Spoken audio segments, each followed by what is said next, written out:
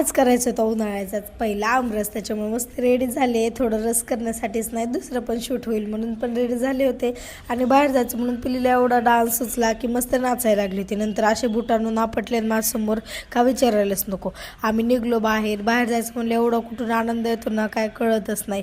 दूध आणायला जायचं होतं आणि दुसरं पण काम होतं. गेलो मस्तपैकी बाहेर आम्ही.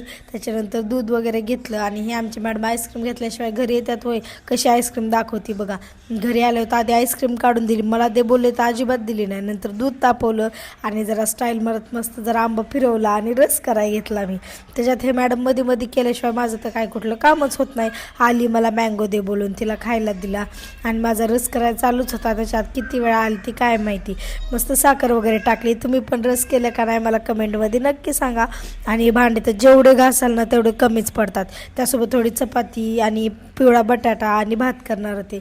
भाजी वगैरे केली. त्याच्यात ही आली मॅडम आणि मी पण चपात्या करायला घेतल्या. मी चपात्या करूच तर ह्या मॅडमने असा काय राडा करून ठेवला होता ना स्वतःचा की विचारायलाच नको. खाती बघा अजून वरून मला छान छान सांगत होती. चला म्हटलं आधी आपण जेवायच्या आधी देवाला नैवेद्य दाखवा.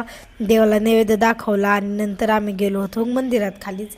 गणपतीच्या मंदिरात पण जाऊन यावं म्हणलं. आम्ही दर्शन वगैरे केलं आणि घरी आलोत लगेच. पिल्लून मी जेवण करत होतो. नंतर जेवण वगैरे झालं आणि आवरून घेतलं. तर बाय.